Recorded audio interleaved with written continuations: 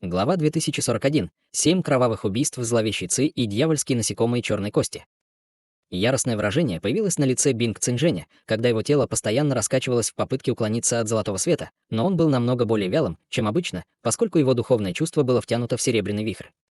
Раздался четкий ляск, когда золотой свет ударил ему в шею, но был отброшен вспышкой малинового света. В алом свете появился нефритовый значок, красный как кровь.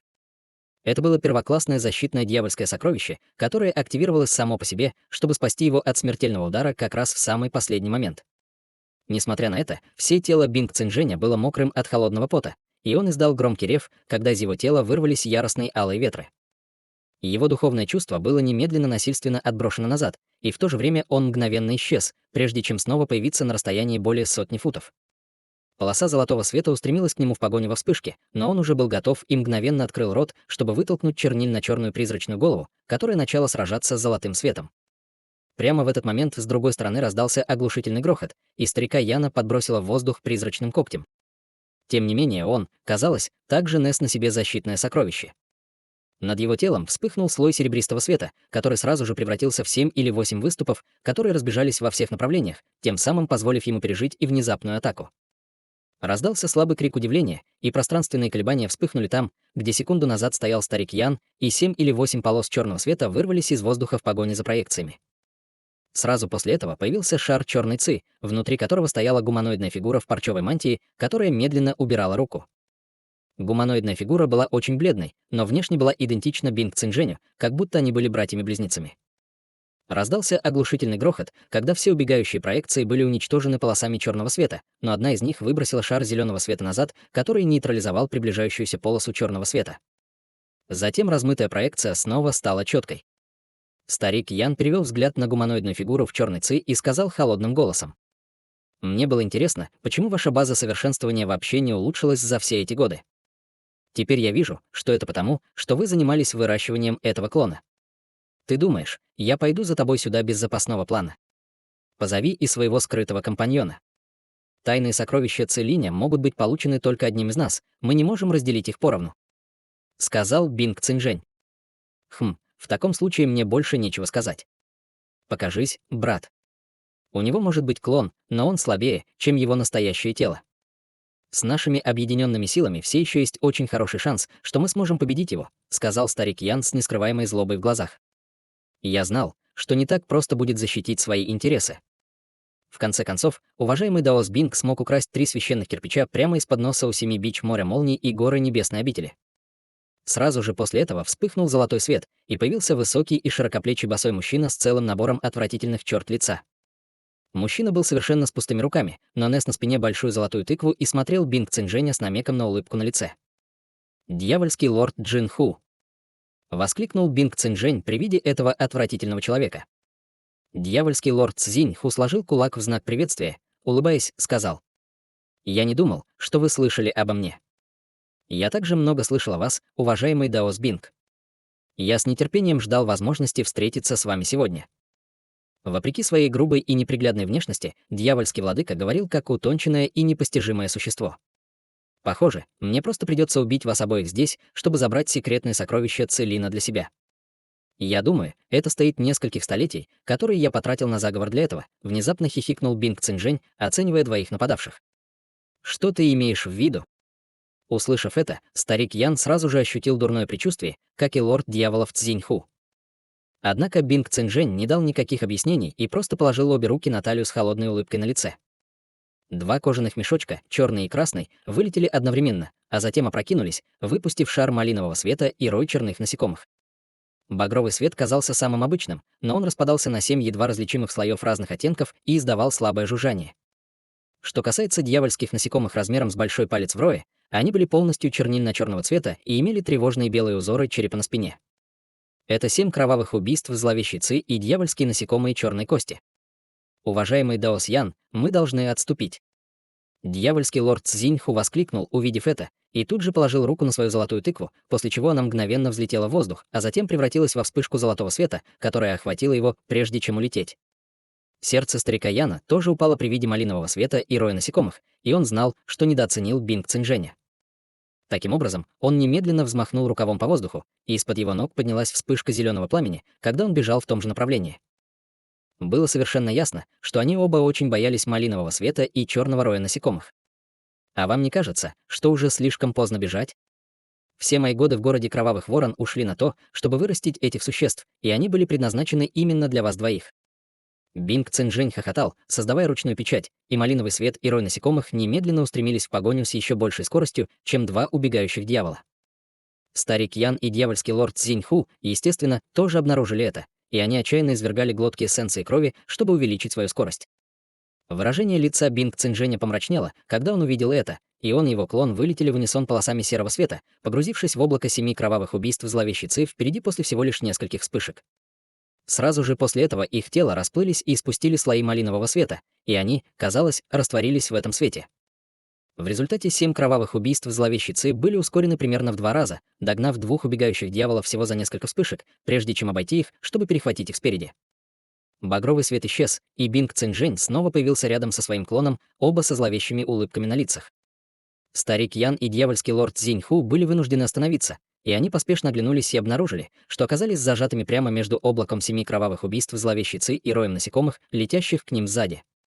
Двое обменялись взглядами, увидев это, и выражение их лиц значительно потемнело. Старик Ян был довольно решительным персонажем, и он сразу же заявил: «Хорошо, ты выиграл. Я передам тебе этот последний священный кирпич в обмен на наши жизни.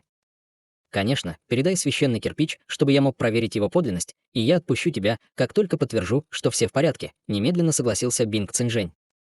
В этот момент рой насекомых и 7 кровавых убийств зловещей Ци сформировали огромный круг, который полностью поймал в ловушку старика Яна и дьявольского лорда Цзиньху. Быстрый ответ Бинг Цинжэня стал неожиданностью для старика Яна, и его брови слегка нахмурились в скептицизме. «Прежде чем я дам тебе священный кирпич, ты должен дать клятву своим внутренним демонам и подписать этот кровный договор, который был очищен священным предком», — осторожно сказал старик Ян. «Я могу это сделать, но перед этим вы должны показать мне, действительно ли у вас есть священный кирпич. В противном случае я скорее уничтожу вас, а затем обыщу ваши души, чтобы определить местонахождение священного кирпича», — сказал Бинг Цинжэнь холодным голосом. «Брат Джин», — старик Ян повернулся к своему спутнику с мрачным выражением лица. «Мы можем позволить уважаемому Даосу Бингу взглянуть на священный кирпич. Если он посмеет попытаться напасть на нас, нам просто придется уничтожить священный кирпич», — холодно сказал Цзиньху. «Ты прав, брат Цзинь, я сразу же покажу уважаемому Даосу Бингу настоящий священный кирпич. Однако, как и раньше, ты можешь наблюдать его только издалека, используя эту твою секретную технику», — сказал старик Ян. «Конечно. Если священный кирпич настоящий, то я приношу клятву и немедленно подписываю кровный договор», — бесстрастно ответил Бинг Цинжэнь. Старик Ян кивнул, прежде чем открыть рот, чтобы выпустить шар черной Ци, внутри которого находился зеленый деревянный ящик длиной около полуфута. Он положил руку на коробку, и крышка отлетела, а следом появился кирпич, точно такой же, как и раньше. Это настоящий 4-й священный кирпич. Если ты хочешь его, тогда... Внезапно слова старика Яна оборвались, когда перед ним открылась пространственная трещина, и золотая рука протянулась в небрежно, прежде чем схватиться за священный кирпич. Дерьмо. Не смей. Старик Ян и дьявольский лорд Цзиньху на мгновение запнулись, увидев это, прежде чем немедленно приступить к действию. Старик Ян открыл рот, чтобы вытолкнуть несколько чернильно-черных призрачных голов, которые полетели прямо к золотой руке, в то время как дьявольский лорд Цзиньху провел рукавом по воздуху, чтобы отправить клинок меча длиной более 100 футов, летящий по воздуху. Он пытался разрезать золотую руку пополам вместе с ее владельцем.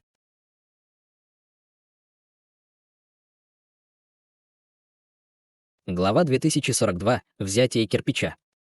Раздался слабый смешок, и золотая рука внезапно увеличилась примерно до 10 футов в размере, а затем выпустила шар пронзительного духовного света вместе со взрывом мощных ударных волн, прокатившихся во всех направлениях. Черные призрачные головы и приближающиеся клинки меча были выброшены из-под контроля ударными волнами. Два дьявола были очень встревожены, увидев это, и поспешно сделали ручные печати, чтобы вернуть свои сокровища. Однако духовное давление, порожденное золотыми ударными волнами, было гораздо более мощным, чем они себе представляли, и оно насильственно разорвало их связь с двумя сокровищами. Таким образом, они могли только смотреть, как гигантская золотая рука выпустила дюжину или около того шипов, которые мгновенно ударили по сокровищам. Раздалась череда оглушительных хлопков, и два дьявола вздрогнули, каждый из них сделал невольный шаг назад и выплюнул полный рот крови. Призрачные головы и золотой свет были повреждены обычными кулачными проекциями, и 2 дьявола также пострадали из-за их духовной связи с сокровищами. К счастью, это не были их сокровища, поэтому серьезных травм они не получили. Тем не менее, они оба были крайне ошеломлены и поспешно отступили, внимательно изучая гигантскую золотую руку с настороженным выражением лица. Что касается Бинг Цинжэня, он также был очень встревожен этим развитием событий, но он не был слишком обеспокоен, поскольку все это место уже было окружено его 7 кровавыми убийствами зловещей Ци и дьявольскими насекомыми черной кости. В этот момент гигантская золотая рука исчезла, обнажив Хань Ли в лазурной одежде, который спокойно держал священный кирпич. «Кто ты такой, и почему ты лишаешь меня этого священного кирпича?» — спросил старик Ян с мрачным выражением лица. Их предыдущее столкновение показало ему, насколько грозным был Хань Ли, поэтому он мог только сдерживать свою ярость. «Вы уже решили расстаться с этим предметом, так почему я не могу его взять? Кстати, у вас есть другие священные кирпичи, верно, уважаемый Даос Бинг? Вы тоже можете передать их мне», — сказал Хань Ли, когда он повернулся к Бинг Цинжэню. Бинг Цинжэнь вздрогнул, обнаружив свою неспособность установить точную базу совершенствования Хань Ли, но отказался уступать. «Ты, конечно, смелый человек. Ты не только берешь этот священный кирпич прямо у меня из-под носа, ты даже хочешь забрать священные кирпичи, которые у меня есть. Похоже, ты слышал весь наш разговор. Действительно, у меня есть другие священные кирпичи. Приди и возьми их, если считаешь, что можешь». Имея в своем распоряжении 7 кровавых убийств зловещей Ци и дьявольских насекомых черной кости, он был уверен, что даже дьявольские лорды поздней стадии должны были бы бежать от него. Поэтому он, естественно, не собирался бояться этого незнакомого молодого человека. «Хорошо, в таком случае не возражайте, если я это сделаю», — усмехнулся Хань Ли, прежде чем сделать шаг к Бинг Цинжэню. Казалось, это был обычный шаг, но в следующее мгновение Хань Ли в тумане преодолел расстояние в несколько сотен футов, и теперь он был всего в нескольких десятках футов от Бинг Цинжэня. Сердце Бинг Цинжэня дрогнуло, когда он увидел это, и он тут же закатал рукава, и малиновый свет вокруг него поднялся в волну высотой более сотни футов, прежде чем рухнуть на Хань Ли. Тем временем сам Бинг Цинжэнь отступил на расстоянии более 300 футов. В то же время его клон исчез во вспышке малинового света. «Ты думаешь, что можешь навредить мне этой зловещей Ци?» Хань Ли холодно усмехнулся, когда позади него вспыхнул золотой свет, и появилась проекция с 3 головами и 6 руками.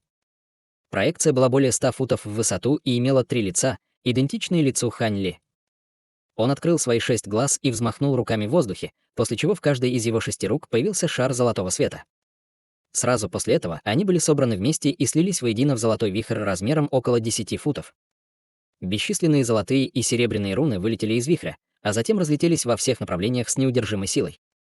Как только малиновый свет приблизился к телу Хань Ли, он был втянут в золотой вихрь, и всего за несколько вдохов почти половина зловещей Ци в воздухе исчезла. «Что? Это невозможно. Это просто невозможно!» — воскликнул Бинг Цинжэнь, но он не пропустил ни секунды и сразу же начал делать серию ручных печатей. Багровый свет, устремляющийся к золотому вихрю, вздрогнул, а затем высвободил всплеск энергии, чтобы попытаться освободиться от всасывающей силы. Выражение лица Хань Ли слегка изменилось, и он резко увеличил свою выходную магическую силу, после чего золотой вихрь увеличился в 5-6 раз по сравнению с первоначальным размером, а интенсивность его всасывающей силы также увеличилась более чем в 10 раз. В результате весь малиновый свет исказился и скрутился, прежде чем разорваться на части, а затем устремился к вихрю в виде пятнышек малинового света. Бинг Цинжэнь обильно потел, лихорадочно делая разные ручные печати, чтобы попытаться восстановить часть зловещей Ци, но все было безрезультатно. Вскоре малинового света не осталось, и Бинг Цинжэнь взревел от ярости. «Как ты посмел забрать мои 7 кровавых убийств зловещей Ци?» Затем он потер руки, прежде чем сразу же поднять их, и бесчисленные разряды лазурных молний устремились прямо на Хань Ли. Черный рой насекомых также приблизился к Хань Ли по его приказу.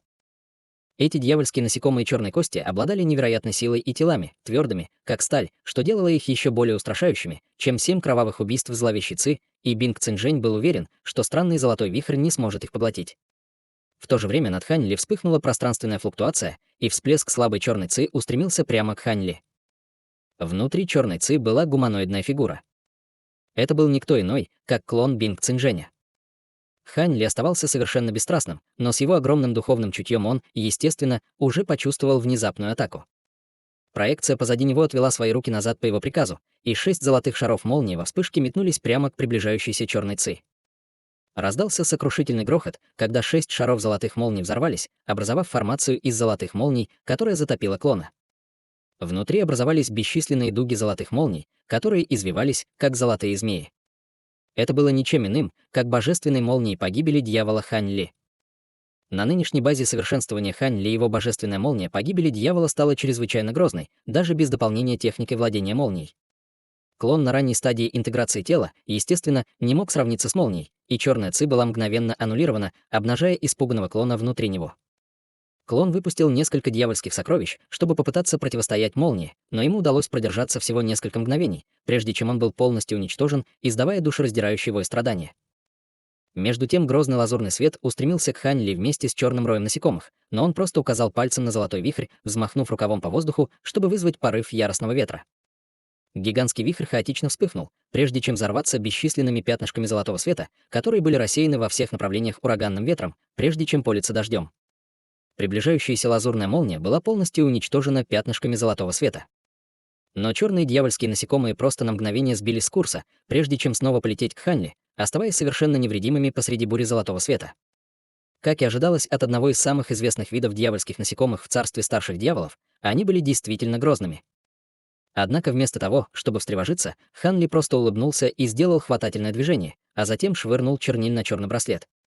Браслет вращался в воздухе и в безумии выпустил бесчисленное количество золотых цветов, каждый из которых превратился в массивного мерцающего золотого жука длиной около полуфута, а их было более 1000.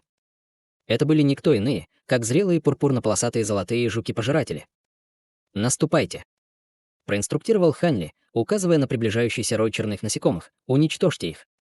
Пурпурно-полосатые золотые жуки-пожиратели немедленно полетели к черным дьявольским насекомым несколькими золотыми роями, и как только они столкнулись, раздался гротескный хрустящий звук, когда сверху посыпались бесчисленные черные туши размером с большой палец. Эти дьявольские насекомые черной кости, естественно, не могли сравниться со взрослыми пурпурно-полосатыми золотыми жуками-пожирателями и были немедленно раздавлены. За считанные мгновения на земле скопился толстый слой трупов черных насекомых, и осталось всего несколько сотен дьявольских насекомых черной кости.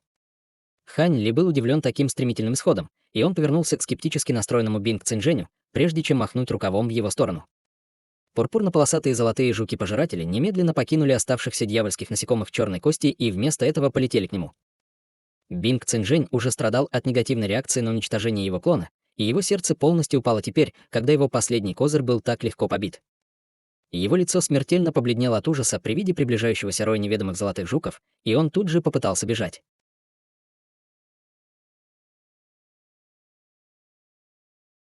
Глава 2043. Прилив зверей и прилив насекомых. Однако прямо в этот момент раздался холодный хрип, и Бинг Цинжэнь почувствовал, как раскат грома разразился прямо рядом с его головой, когда резкий взрыв пронзил его духовное чувство. Он замер, понимая, что сейчас настало его последнее мгновение.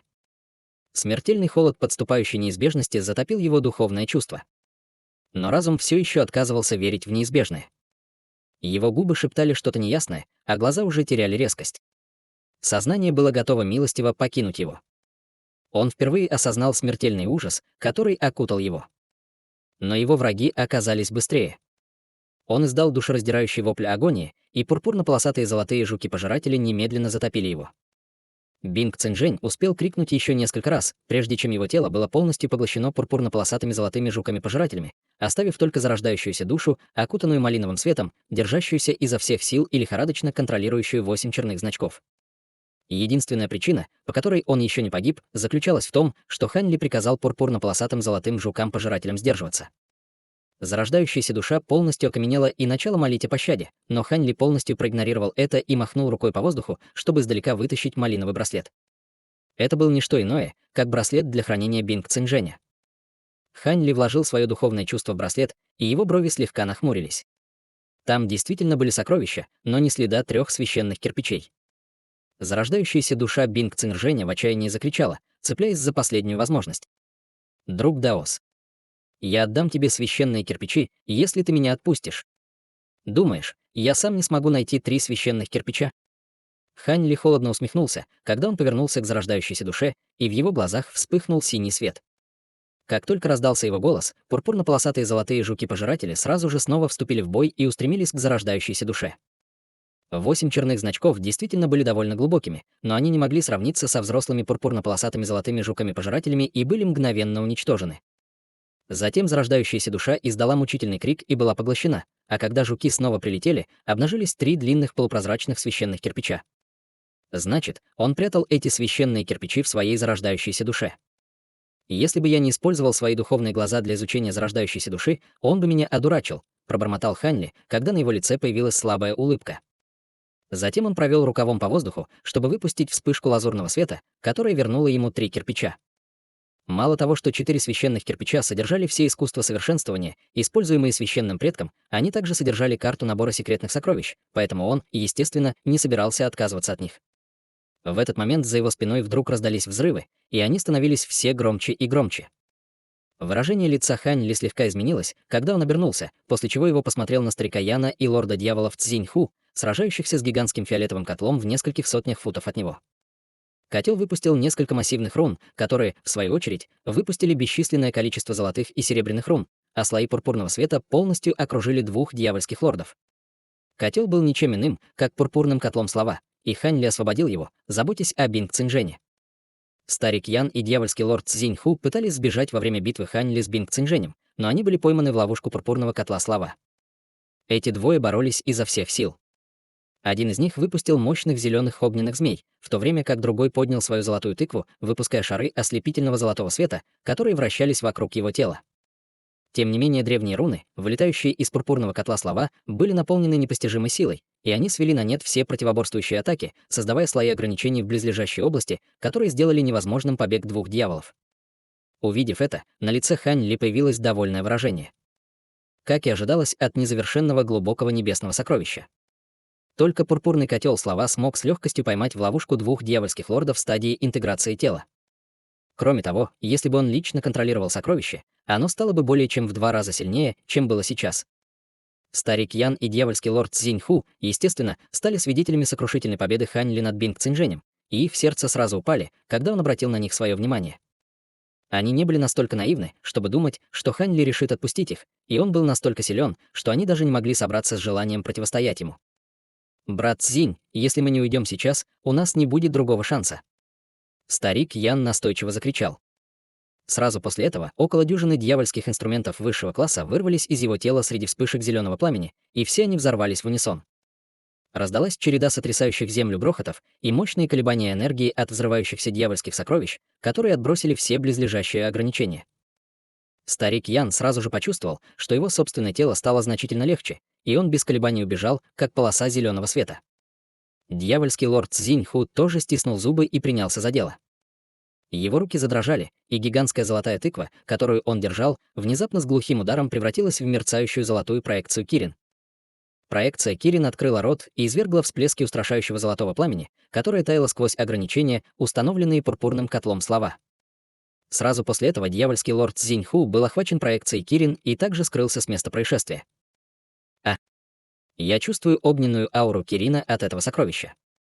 Это довольно интересно, пробормотал Хань Ли с оттенком удивления в глазах и немедленно сложил ручную печать, прежде чем взмахнуть рукавом. Рой пурпурно-полосатых золотых жуков-пожирателей мгновенно собрался, чтобы сформировать гигантский клинок длиной более 100 футов по его приказу, прежде чем отправиться в погоню за стариком Яном. В то же время Хань Ли снова провел рукавом по воздуху, выпустив проекцию лазурного меча, которая разрезала проекцию Кирин пополам вместе с дьявольским лордом Цзиньху. Дьявольский лорд Цзиньху издал мучительный вопль, но тут же наложил ручную печать, на которой сущность крови, вытекающая из его тела, слилась в проекции в виде облаков кровавого тумана. Проекция Кирина, которая была разрезана на части, мгновенно регенерировала, прежде чем снова улететь вместе с лордом дьяволов Цзиньху. Брови Хань Ли слегка нахмурились, увидев это, и он закричал. «Вперед!» Золотое пятно вырвалось из его тела, прежде чем приземлиться на землю, оказавшись маленьким золотым зверем. «Давай!» «Я уверен, что его сокровище тебе пригодится», — проинструктировал Хань Ли. «Спасибо, мастер». Похоже, что это его сокровище содержит несколько духовных костей огненного Кирина, так что это действительно было бы очень полезно для меня, ответил леопардовый зверь Кирин ликующим голосом. Затем он мгновенно увеличился примерно в 10 раз по сравнению с первоначальным размером, прежде чем броситься в погоню. Со скоростью и мощью леопардового зверя Кирин у него не возникнет проблем с тем, чтобы догнать раненого дьявольского лорда. В мгновение ока 4 полоски света исчезли в воздухе, устремившись в 2 разных направлениях. Что касается самого Хань Ли, то он спустился на гигантскую скалу внизу и начал медитировать. Примерно через 15 минут выражение лица Хань Ли слегка дрогнуло, когда он снова открыл глаза, как раз вовремя, чтобы увидеть рой пурпурно-полосатых золотых жуков-пожирателей, несущихся к нему издалека. Хань Ли направил свое духовное чувство на рой жуков, и на его лице появилась слабая улыбка.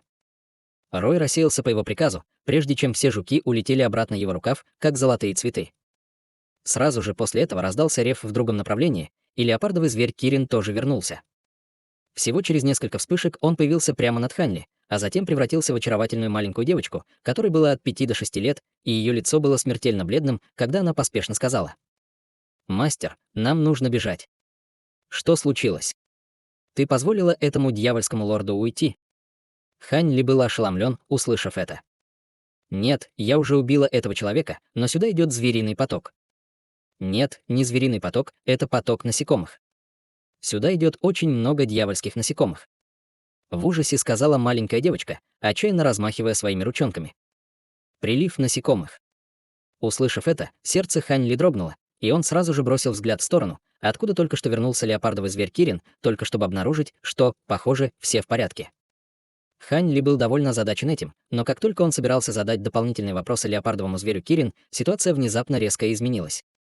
Далекое небо резко потускнело, и появилась зеленая линия, которая мгновенно стала толще и устремилась к Хань Ли в виде обширного пространства зеленого тумана.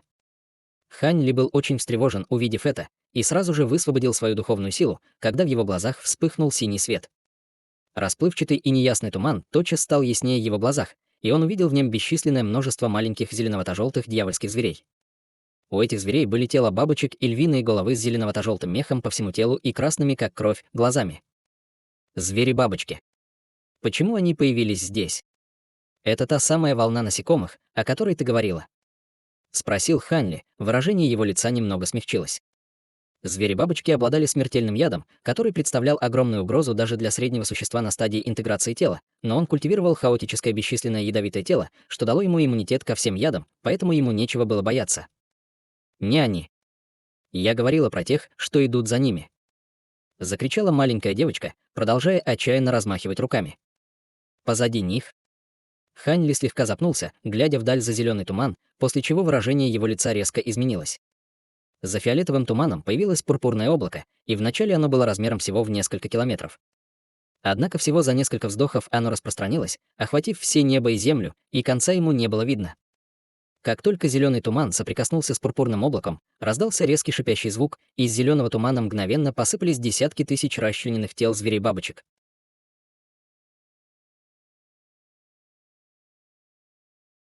Глава 2044. Пожирающие дьявольские муравьи. Это пожирающие дьявольские муравьи. Хань Ли сразу же замер при виде дьявольских насекомых в форме палочек для еды, и на его лице появился редкий намек на страх. «Нам нужно вернуться в город», — закричал Хань Ли, когда духовный свет вспыхнул из его тела, и он полетел прямо к городу Кровавых Ворон полосой лазурного света. Всего после нескольких вспышек он уже преодолел расстояние более 1000 футов. Маленькая девочка поспешно вернулась в свою звериную форму и быстро догнала Хань Ли, прежде чем исчезнуть в его теле. Приближающийся поток насекомых двигался очень быстро, но Хань Ли смог мгновенно оставить его позади, поскольку он летел так быстро, как только мог. Как ни странно, после того, как пурпурное облако полностью поглотило зеленый туман, оно отступило, как отступающий прилив, и исчезло в мгновение ока. Хань Ли не было рядом, чтобы увидеть это, и он продолжал срочно лететь обратно в город.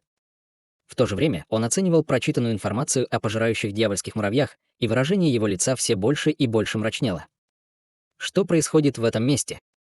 Сначала это прилив зверей-бабочек, а теперь даже прилив пожирающих дьявольских муравьев. Приливы пожирающих дьявольских муравьев — одно из самых разрушительных бедствий в царстве старших дьяволов. Это непреодолимая сила природы. Хань Ли озадаченно пробормотал себе под нос, быстро летя по воздуху. Только один пожирающий дьявольский муравей был примерно таким же мощным, как культиватор уровня конденсации ЦИ, но как только они сформировали муравьиный прилив, их было совершенно невозможно остановить из-за их огромного количества и врожденной способности пожирать духовную силу и дьявольскую ЦИ. Говорили, что ничто не может выжить после такого муравьиного прилива, и куда бы они ни пошли, смерть и разрушение обязательно последуют за ними. Прилив зверей-бабочек уже был чрезвычайно устрашающим, но он даже не мог сравниться с приливом пожирающих дьявольских муравьев. Говорили, что были даже прецеденты, когда священные предки оказывались в ловушке таких муравьиных приливов, прежде чем исчерпали всю свою магическую силу и в конце концов были поглощены. Хань Ли был очень уверен в своих силах, но это было то, чего он определенно хотел избежать любой ценой. Прямо в этот момент гигантская городская стена города Кровавых Ворон попала в его поле зрения. Расстояние до города было уже невелико, но его сердце тут же упало. В этот момент город Кровавых Ворон был окружен полчищами зверей разных размеров, а их тут были миллионы. Эти дьявольские звери обладали аурами разного уровня силы, но самые сильные из них выпускали духовное давление, которое было не менее мощным, чем у дьявольских лордов. Что было очень странно, так это то, что вместо того, чтобы атаковать город Кровавых Ворон, все дьявольские звери сбились в орды, лихорадочно осматривая свое окружение и издавая время от времени беспокойное рычание. На вершине городской стены уже собралось много дьявольских существ, среди которых были стражи города, но большинство из них были обычными дьявольскими жителями. Они совершенно не обращали внимания на дьявольских зверей вне ограничений, но также пристально смотрели вдаль с выражением ужаса, как будто вот-вот должно было появиться что-то чрезвычайно страшное. Увидев это, Хань Ли сразу же пришла в голову мысль: может быть, дьявольские существа в городе уже знают о приливе пожирающих дьявольских муравьев? С невероятной скоростью Хань Ли двинулся вперед. Ему потребовалось всего несколько мгновений, чтобы пролететь над полчищами дьявольских зверей, прежде чем прорваться через ограничения, не пытаясь замаскироваться. Ограничения совершенно не могли предотвратить его проникновение, и дьявольские существа на городской стене были довольно встревожены, увидев это, но в сложившейся ситуации никто не удосужился попытаться остановить его. Таким образом, Хань Ли полетел к центру города полосой лазурного света. В этот момент город Кровавых Ворон погрузился в полный хаос, и бесчисленные полосы света летели по воздуху, ясно указывая на то, что ограничение на полеты было снято. В городе собралось множество дьявольских существ, и все они вели дискуссии с мрачными лицами. Именно в этот момент рядом вспыхнули пространственные колебания, и вспышкой метнулась полоса желтого света. Хань Ли немного запнулся, прежде чем поймал полосу желтого света, и она сразу же взорвалась вспышкой пламени, а голос патриарха длинной семьи передался ему в уши. Это было всего лишь краткое сообщение, но выражение лица Хань Ли шевельнулось, когда он услышал его, и он немедленно полетел в определенный угол города. Некоторое время спустя Хань Ли приземлился во дворе, выглядящем обыденно, и там его уже ждали патриарх длинной семьи, женщина из семьи Е, мужчина из семьи Линь и старейшина Хуэй, но духовных существ не было нигде видно. «Слава богу, что вы здесь, уважаемый Даос Хань. Если бы вы прибыли немного позже, нам, скорее всего, пришлось бы уйти без вас», сказал патриарх длинной семьи воодушевленным голосом. Что случилось? Это из-за этих пожирающих дьявольских муравьев? Если да, то не нужно паниковать. На наших скоростях мы должны уйти без проблем, сказал Хань Ли. Проблема в том, что пожирающие дьявольские муравьи появились вокруг города Кровавых Ворон со всех сторон, и все в городе знают, что дьявольские звери снаружи загнаны сюда муравьиным потоком. Вся территория в радиусе десятков тысяч километров заполнена этими жуткими муравьями. Да, я нисколько не преувеличиваю. Вся местность уже окружена муравьиной волной, так что даже с нашими способностями нам придется пойти на существенный риск, если мы хотим сбежать, вздохнул патриарх длинной семьи. Значит, эта область уже полностью окружена муравьиным потоком. Неудивительно, что эти дьявольские существа и дьявольские звери могут сосуществовать в гармонии. В таком случае мы должны немедленно бежать. Когда город будет полностью захвачен, тогда будет практически невозможно сбежать, мрачно сказал Хань Ли. Я знаю об этом, но прежде чем мы уйдем, я должен кое-что сказать. Чтобы не дать муравьиной волне сосредоточиться на нашей группе и сокрушить ее, у нас нет другого выбора, кроме как разделиться и бежать в разных направлениях. Трудно сказать, насколько страшны эти дьявольские муравьи, мы, скорее всего, достигнем настоящей безопасности только тогда, когда сбежим на равнины. Равнины чрезвычайно велики, поэтому нам будет очень трудно встретиться снова. Поэтому следующее место, где мы можем собраться по желанию, это город ночных иллюзий, который находится прямо напротив пустыни Воя иллюзий.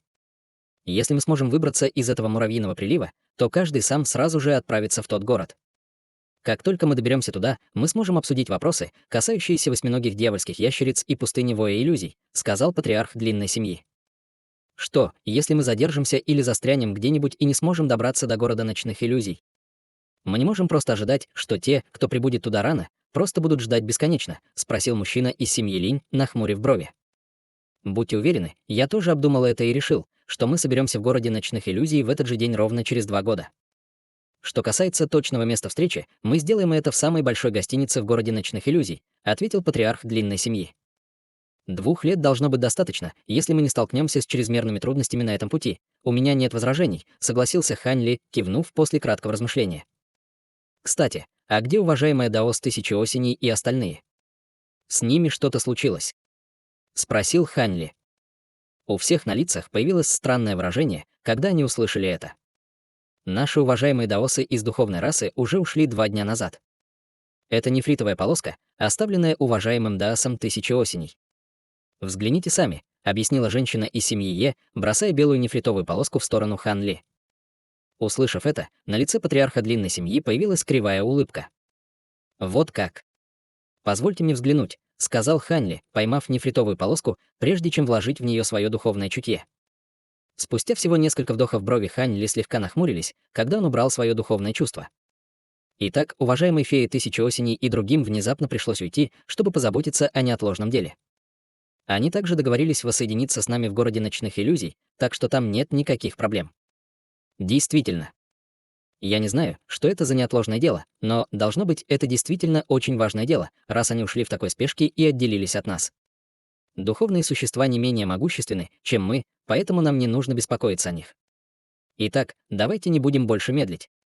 Многие дьявольские существа уже сбежали из города Кровавых Ворон, мрачно сказал патриарх длинной семьи, бросив взгляд вдаль. Выражение лица Хань Ли слегка изменилось, когда он услышал это, и он сразу же выпустил свое духовное чувство во всех направлениях. Конечно же, тысячи высококлассных дьявольских существ уже разделились примерно на дюжину групп и покинули город Кровавых Ворон, быстро направляясь к равнинам вдалеке. В результате дьявольские существа, оставшиеся в городе, стали еще более беспокойными, и бесчисленное количество низкоуровневых дьявольских существ летело из города во все стороны. Очень многие из них понимали, что у них практически нет шансов прорваться через столь огромную и плотную осаду. Но это давало хоть какую-то надежду. В мгновение почти половина жителей города Кровавых Ворон сбежала.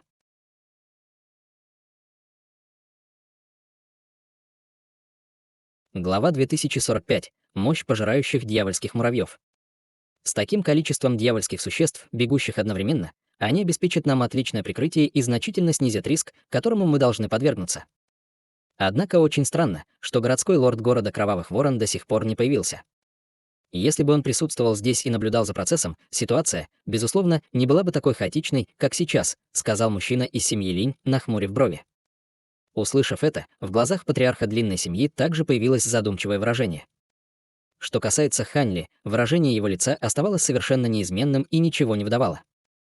После этого они не стали больше медлить и вырвались из города вместе с огромной группой из десятков тысяч дьявольских существ. Как только эти дьявольские существа покинули город, они разделились примерно на дюжину более мелких групп и начали бежать в разных направлениях. Было ясно, что они надеялись использовать потенциальные дыры в муравьином потоке. У всех этих дьявольских существ были разные базы культивирования, поэтому их скорости, естественно, также различались, и, не имея никого, кто бы их вел, они быстро рассеялись в неорганизованную толпу, растянувшуюся на несколько десятков километров. Высокоуровневые дьявольские существа летели впереди и не собирались замедляться. Они быстро сформировали собственную группу. Дьявольские существа низкого и среднего уровня могли только плестись далеко позади и беспомощно смотреть, как дьявольские существа высокого уровня исчезают вдали. Хань Ли и другие не присоединились к этим высококлассным дьявольским существам. Вместо этого они неторопливо летели среди второй группы. Примерно через 15 минут впереди внезапно раздался взрывной грохот, и появилось огромное пурпурное облако пожирающих дьявольских муравьев. В облаке муравьев непрерывно грохотали вспышки черной ци и молнии, выпущенные никем иным, как высококлассными дьявольскими существами впереди. Облако муравьев было площадью более сотни акров, но перед лицом разрушительных атак, развязанных высококлассными дьявольскими существами, пожирающие дьявольские муравьи падали с неба огромными горящими глыбами, и в мгновение почти половина облака муравьев была уничтожена. Дьявольские существа позади, увидев это, испустили восторженные крики и тоже присоединились к атаке. В результате это облако дьявольских муравьев было уничтожено всего за несколько вдохов. Многих дьявольских существ это очень воодушевило, и они начали формировать мнение, что эти пожирающие дьявольские муравьи на самом деле не так страшны, как о них ходили слухи. Однако более опытные дьявольские существа по-прежнему были мрачными, они сразу же продолжили свой путь после короткого разговора друг с другом. Прямо в этот момент все небо внезапно потускнело, и без всякого предупреждения появился слой фиолетового тумана, прежде чем медленно спуститься сверху. Этот туман был сформирован десятками миллионов пожирающих дьявольских муравьев, и все небо окрасилось в фиолетовый цвет от их ошеломляющего количества. Эти дьявольские муравьи прятались высоко в воздухе, а потом спикировали вниз, чтобы окружить всех после того, как была уничтожена небольшая группа их собратьев. Мы попали в засаду. Атака. Мы должны выбраться отсюда, чтобы выжить. Быстрее. Иначе они поглотят нас. Все дьявольские существа внизу мгновенно погрузились в суматоху, и сотни полос света выстрелили в разные стороны. Что же касается того, сколько из них на самом деле смогут сбежать, то это знали только небеса. Брат Хань, фея Е, нет необходимости больше маскировать наши базы совершенствования, давайте разделимся здесь. Сказал патриарх длинной семьи с мрачным выражением лица, поднимая руку, чтобы призвать белоснежное каноэ, на которое он тут же влетел. Старейшина Хуэй и мужчина из семьи Линь также разлетелись в разные стороны в виде полос света после обмена взглядами. «Уважаемый Даос Хань, я пойду вперед», сказала женщина из семьи Е с улыбкой и выпустила вспышку пятицветного света, которая превратилась в пятицветную проекцию Феникса, которая охватила ее тело, прежде чем растворяясь в воздухе. В следующее мгновение проекция Феникса огненного цвета снова появилась на расстоянии нескольких тысяч футов, а затем исчезла после очередной вспышки. Хань Ли слабо вздохнул, увидев это, и сделал ручную печать, на которой пара полупрозрачных крыльев появилась на его спине среди громкого удара грома. Взмахом этих крыльев он превратился в лазурно-белую нить света, устремленную вдаль, и сам исчез из поля зрения всего через несколько вспышек. Таким образом, все они разлетелись, отделившись от дьявольских существ. Все они обладали силами, сравнимыми с дьявольскими лордами. Поэтому, естественно, они были намного быстрее, чем обычные дьявольские существа высокого уровня. Еще до того, как море муравьев наверху полностью спустилось, Хань Ли и другие уже выскочили из-под их атаки и быстро улетели. Что касается дьявольских существ позади них, то они были мгновенно затоплены пурпурными облаками, и снова зазвучали вереницы громких взрывов. Хань Ли пролетел почти 20 тысяч километров, прежде чем выражение его лица слегка изменилось, и он внезапно остановился, бросив взгляд вперед с кривой улыбкой на лице. В нескольких десятках километров появилось еще одно пурпурное облако, и оно быстро неслось к нему. Похоже, мне придется пробиваться самому. Надеюсь, я не привлеку внимание королевы муравьев, пробормотал Хань Ли, сложив ручную печать, и мягко взмахнул крыльями, чтобы вызвать серию шаров лазурной молнии размером с кулак, все из которых взорвались, образовав под ним серебряную молнию размером в несколько десятков футов. Раздался громкий удар грома, когда бесчисленные дуги молнии вырвались из строя, и Хань Ли что-то пропел, делая серию ручных печатей, после чего он внезапно исчез из центра строя. В Муравьином море на расстоянии около 1000 километров снова появилось то же молниеносное образование, и серебряные молниеносные змеи в бешенстве вспыхнули, уничтожив огромный участок армии пожирающих дьявольских муравьев. Однако со всех сторон тут же ринулись сотни и сотни новых пожирающих дьявольских муравьев, которые стали пожирать вспыхивающие молнии. В мгновение площадь, выжженная молниями, сократилась до чуть более половины от своего первоначального размера и была на грани уничтожения. Прямо в этот момент Хань Ли появился в центре строя на фоне грохота, и как только он появился, он бросил холодный взгляд вокруг себя, быстро взмахнув рукавом по воздуху. 72 маленьких лазурных меча вылетели в унисон, а затем сформировали барьер из мечей, защищавший его со всех сторон. Формирование молнии было окончательно уничтожено, и бесчисленные пожирающие дьявольские муравьи устремились к Хань Ли. Хань Ли оставался совершенно бесстрастным, но барьер мечей вокруг него рассыпался на ряд лазурных цветов лотоса, мгновенно измельчая тысячи пожирающих дьявольских муравьев в фарш и не давая им приблизиться к Хань Ли. Однако выражение лица Хань Ли сразу же слегка потемнело, поскольку он почувствовал, что часть духовной силы летающего меча исчезла. Он явно был съеден пожирающими дьявольскими муравьями, прежде чем они были убиты.